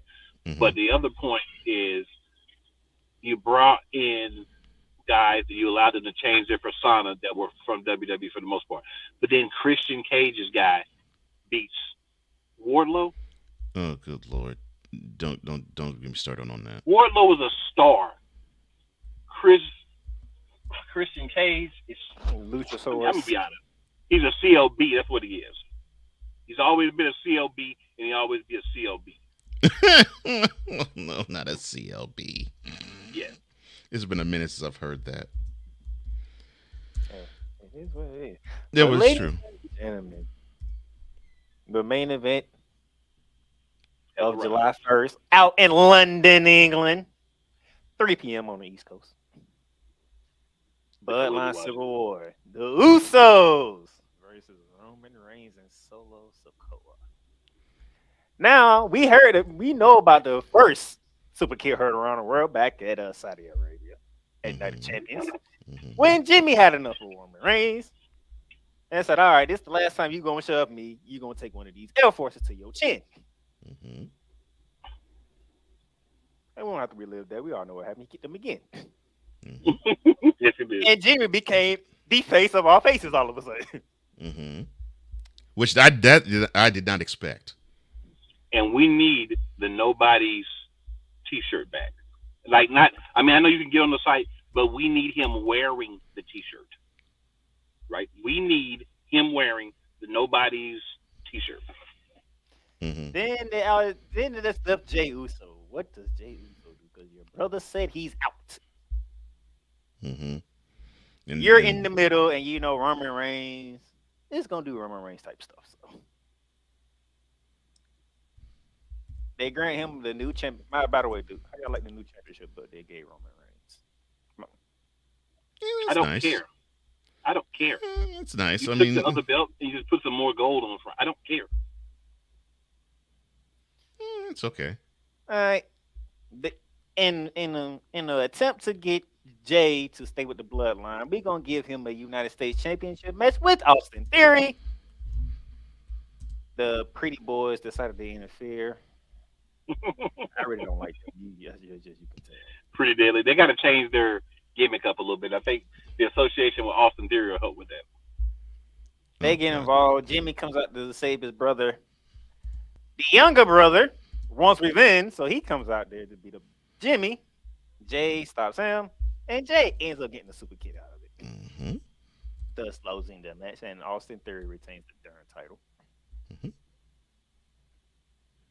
And then that fast forward us to what took place last Friday. What was Jey Uso going to do? I'm pretty shocked at how it went down, because they actually pointed out that Jay was the one who wasn't fond of the idea of what Jay had became during Jimmy's absence. The right hand man, the main event, Jey Uso. Mm-hmm. And to be honest, he showed out in the main events. Yeah. The stage was not too bright for him. Nope. Yeah. He asked Jimmy, is it true? Jimmy says yes. And brothers are going back and forth and whatnot. Mm-hmm. You're out. And I'm out too. Mm. And everything changed. Pow! Oh my goodness. That's storytelling. That was well done. That was well done. I did not think I was going to get the wow. That's an actually satisfying moment in this story ever after in the Royal Rumble, Sami Zayn puts the chair to Roman's back. But I did Friday night. I was like, oh wow. You know, the And best part about it was, y'all, Hmm. he saw Sami Zayn in the hall. Sami Zayn looked at him, patted him on the shoulder, and got up and walked away. Didn't say nothing to him. No more, oh, I do this with Roman. And he just pat him on the shoulder, went on about his business. Mm-hmm. And to me, the best, and all of them. I mean, this is the reason why I will go down in saying, and I'm here it is live on camera. I will say this right now. The Bloodline storyline is the best storyline wrestling's ever produced in the history of the business. I will challenge anybody to give me another storyline that is as good or better, because it has given you so many scopes of, normally when you have a storyline, it elevates at least one, sometimes two, maybe three people normally. The Mega Power storyline. That really only involved three people. And the third person was a pawn in Elizabeth. The McMahon Stone Cold Attitude Era rivalry. Yeah, you had other pieces there, but they were all so ancillary. You only was transfixed on two characters, which was McMahon and Austin. Right. Here, Roman Reigns is the man, and there's no question about that. But from it, you have Jimmy Uso elevated, Solo Sikoa elevated, Sami Zayn elevated, even to a lesser extent, Kevin Owens elevated, and then to me, Riddle. Well, yeah, Riddle, and then to me, the character that I think is supposed to shine the brightest of all of them, Jay. Mm-hmm. And right now, I have counted on my fingers 6 other characters besides Roman, and you can throw in Paul Heyman in there too. 6 or 7 other characters that were lifted along with Roman in this storyline. I have never seen a storyline that had this much in terms of how it could elevate different people at different points and different levels at almost at the same time. Best storyline I've ever seen. Best storyline I've ever witnessed. Usually when you have multiple options or something, you have no options, right? Right. They have so many options to go along with Money in the Bank that either one was most likely going to hit. Mm-hmm. Because that's how phenomenal this storyline has been. For right now, all we know is the Usos are still together. Some people think Jay's going to wait the Money in the Bank to pay Jimmy back.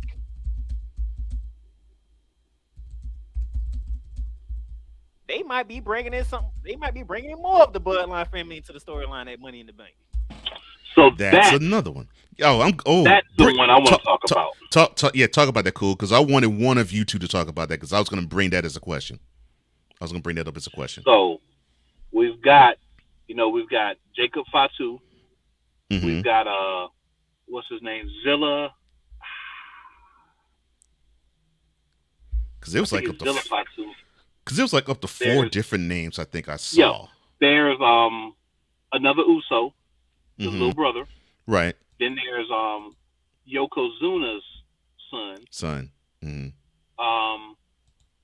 He's not technically part of this bloodline, but he is Samoan. Zion Quinn is there. He's a free agent.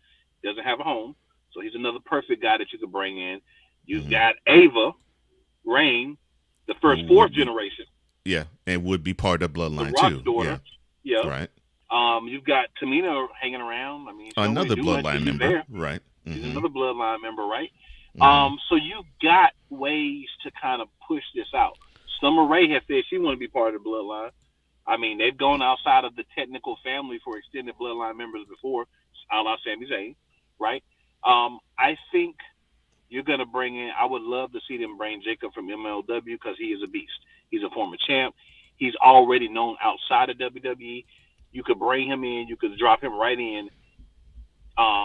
He would be a guy that could be the new right hand, right?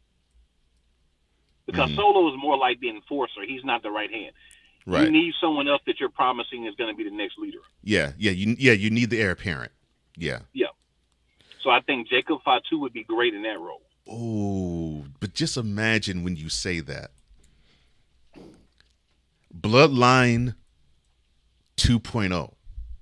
Mm-hmm.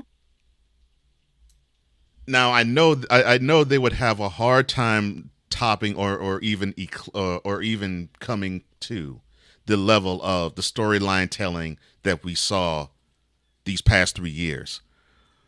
But I was just thinking about that in my mind. I was like, okay, so the bloodline is over as we know it, but I don't think the bloodline is over.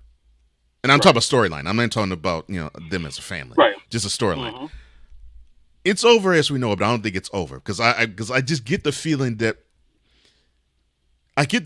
Roman would want to rebuild it in a way where he could have the similar pieces, but in certain ways, of course, it'd be like, okay, well, it has a similar feel of the former bloodline, but it's better from the standpoint of they're younger, they're hungrier, and they probably have an axe to grind against these guys who have been in the WWE for a decade. And Roman is surrounding himself with just new bucks. And the thing is, they don't all have to come in on Roman's side.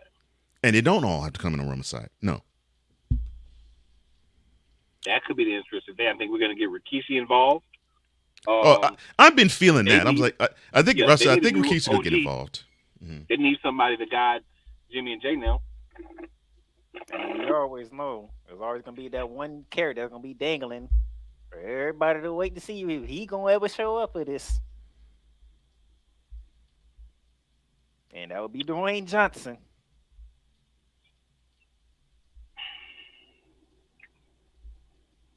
Yeah. Mm-hmm. So if he ever shows up, I feel like, man,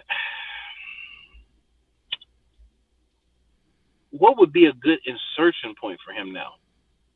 You know what I'm saying? Mm-hmm. I think for me, I would say this: Roman Reigns is literally out of control. Of course, especially if he gets a new squad, especially he's literally out of control. And right now, the Usos and nobody in the bloodline thus far can stop him. Right. Mm-hmm. So we need to call the one guy who put this family at the top. You mean for the last couple of years, what has been rumored as he needs to come back? Yeah. Which, of course, that would be Dwayne Johnson, a.k.a. The Rock. Yeah. I don't see him ever caring about coming back, to be honest. The only time I think he would have would have been this past year's WrestleMania. So it was in LA. Right. So it's like what would be the insertion point for him? Like, it's going to be in Philly next year, right? I mean, he obviously show up for that. But what would be a good insert? Like, you have to insert him. So he can't just show up to WrestleMania. Right. Like, he's a Rock, right? You gotta promote that for a month. You know. Right. But it could come to that if they can keep the story going until WrestleMania next year, which I think they can. Mm-hmm. It could come to that where you end up needing, like The Rock to really, settle things, so to speak. It's tough. Like I say, they can go so many different ways with this storyline now. Yes. Mm-hmm. But they have to rebuild the bloodline around Roman Reigns. It can't just be him and Solo. But I think this time you get a female, right? Ava would be perfect because you could work on building her up. Yeah, and then you're down the line, you've got Ava on one side, you've got Daddy on the other side. Mm-hmm. Ooh, Boy. Yeah. Oh, The Rock on Because clearly he's not going to be on the side of Roman Reigns. Clearly. That's nasty word for No, of course not. But you see what I'm saying? That Brandon Rock I'm a better writer than half the writers, bro. Hire me. Brandon Rock to talk to his daughter like, no, you can't be doing this. And then she be looking at him like, and who are you supposed to be now? Aren't you supposed to be in Hollywood making Fast 12? Not Why Fast are you 12. Yeah. That's nasty work. Oh my god. Hobbs and Shaw 7. Not Fast 12. You know what I'm saying? He ain't lying. No. That's why I'm laughing. 10 was the end of it. Even though I say seen it yet. I thought 10 was the end of it, but how people reacting, it's gonna be 11. Now, yeah, 11 is part 2 of 10. Then said they're gonna make another one after that. Yeah. They said he's in line to make at least 2. Yes, 2 more. At least 2 more. Mm-hmm. Yeah, I heard that. Now, yeah. And that's it'll and be. That's why I like what Jay did. Jay brought Paul Heyman into this now. Mm-hmm. Jay remade Paul Heyman important. With that with his one thoughts on. Yeah. If I'm in, you're out. Yeah. Yeah. Either you're out or I'm out. Yeah. Mm-hmm. This is what makes him interesting. He's a weasel. How are you going to have him exit being the wise man? Because I get that it's going to have to eventually come where Heyman has to exit the story. I just get the feeling that he's not going to go down with the ship because that's just not in Heyman's character. I mean, so far they've been using the promo from what Cody Rhodes did with Roman Reigns. Mm-hmm. So I guess the next part is Paul Heyman becomes an advocate again. A chief without a tribe? Yeah. Yeah. But who is he an advocate for? Yeah. So, yeah. So I'm like, so if you really want to make the downward spiral of Roman really go, yeah, get the advocate out of the picture. I mean, not advocate. Get the wise counsel out of the picture, and find an elaborate way to get him out of the picture. Well, they could take a chapter out of what AEW did while Wardlow lost his championship, right? Okay. Because Arn Anderson wasn't there because they beat the fool out of Arn Anderson on Wednesday night. And he couldn't be there.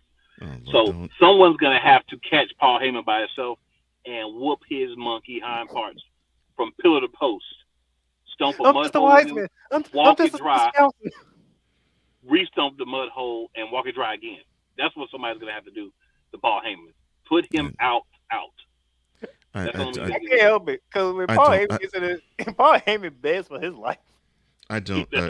I'm just a wise man. I'm just a special advisor. But that's why somebody needs to jump him in the back and just mollywop him. Just wipe the floor with him. Like Heyman's gonna be out, his hind parts is gone for a good minute. Mm-hmm. And then it's revealed to be like Jey Uso. That would be great. I'm excited, y'all. That would be great. I'm gonna be talking more wrestling tonight too. I'm excited. Wrestling's the thing I've been watching since I was a young kid. Like my first memories of sports is wrestling.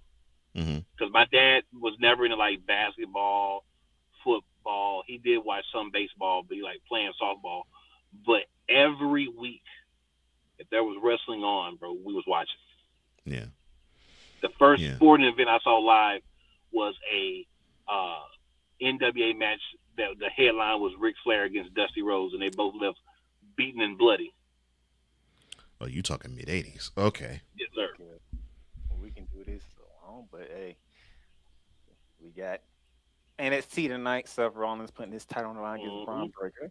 It's gonna be interesting to see how he survived this match because we all know he's gonna win, but how does he win? Yeah. It's gonna have to be because he's shrewd and he suckers Braun Breaker into making a bad mistake because he's going to be the overzealous younger boy. Yeah.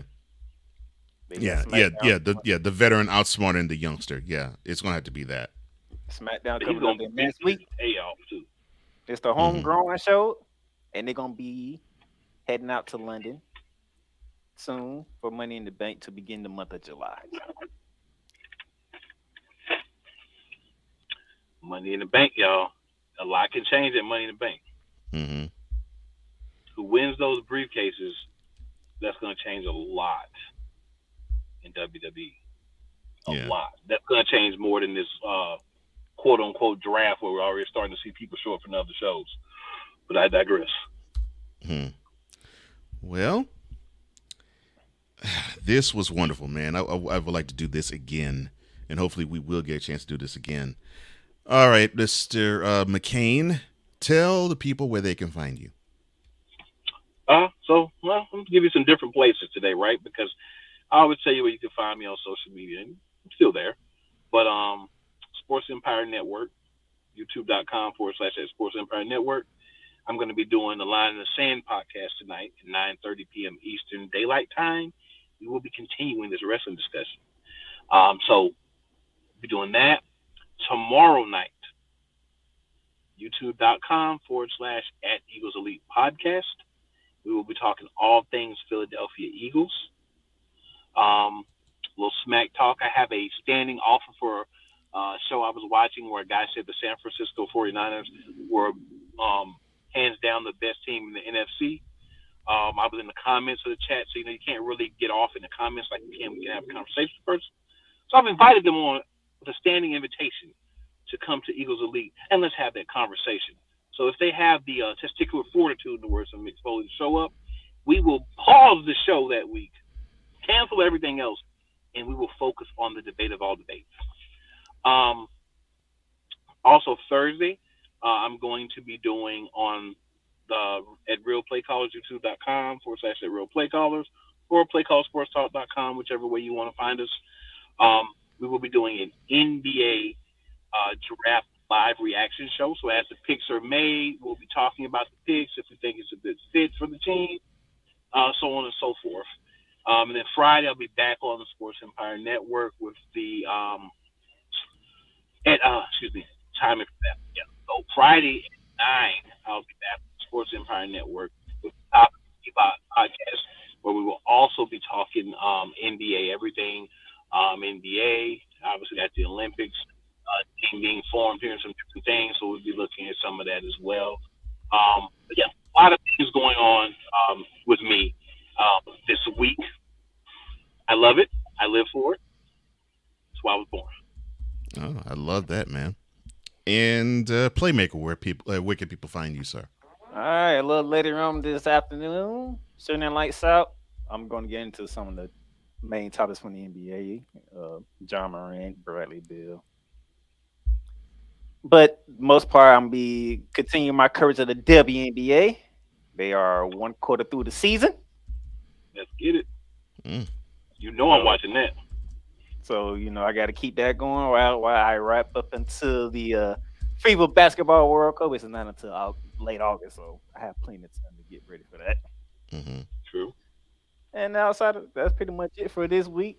I'll be doing the other Shooting Lights Out episode probably Thursday or Friday going into the weekend. I like to cover the weekend, then the weekday, and then the weekend like that. Yeah. And then to see how my work schedule is, I might be back to help Cole Johnson out this week. Let's see how my Thursday schedule looks. Probably, I'm a pray on Friday. I'm a pray on Friday. I don't know if I want to come back on Friday. Oh Lord, why are you scared of bass? Oh, Friday is the day, man. Shoot. Why I'm trying to get up here Friday. Shoot. Why are you scared of bass? Just because he labeled you being in the broadcast witness and protection program doesn't mean you have to hide from bass. He probably hearing it too. And he probably gonna see something Friday too. That's the fact I brought it up. Oh Lord, and well, yeah. If you're not here, it's gonna be worse. Yeah, probably so. Man, I was going for 3 weeks, and he still kept talking about me. That's what I'm saying. It's gonna be worse if you're not here. Yeah. I'm like, what? I know maybe in the comment section this time. Like, where am I from a storyline? And you could find me your ongoing storyline, sir. Oh Lord, yes, you are your ongoing storyline. Yeah, you can find me joined with my brother Wise. We will actually have a premiere today of Mentality. Love that show. I don't mean to cut you off, Cole, sir, but I have to say, Mentality is a fool. You have to watch this show if you have not watched it. mentality is a fool. Okay. I think I got a public service announcement from Wise right now. Okay. F Boston. Oh Lord. You know you're gonna get one. I hear this every week. I don't need to hear that again. You Oh gosh. But yes, and you also always can catch me here, of course, every Monday to Friday on the Snowman in the Morning Show. And you can catch me on Cole Sports, 4 p.m. Eastern, 3 p.m. Central every Wednesday. And I think I have a few things to discuss, a few clowns to dismiss, and all of that. Well, that wraps up today's edition. Tomorrow, of course, we're going to dive into all things bronze sexuals in the second hour. Good. Thank you. Thank you. I'm working in the morning. For the vacationing snowman, for Cool McCain, for the playmaker, I am Cole Johnson, here to say take care, God bless. Remember to make your next move your best move, and always remember, if your dreams don't scare you. You taking an L. Oh, Lord.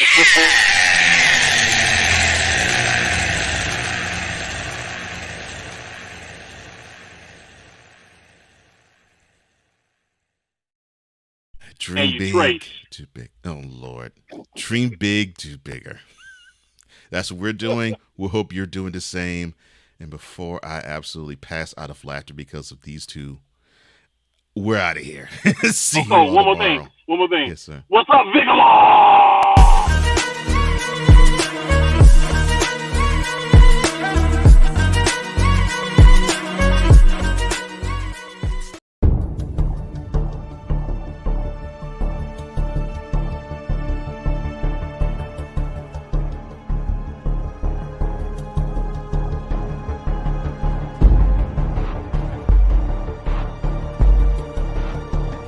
Now, forgive me not knowing the brother. You got your mic, but I don't know who the hell you are. It's like you're in the broadcasting witness protection program.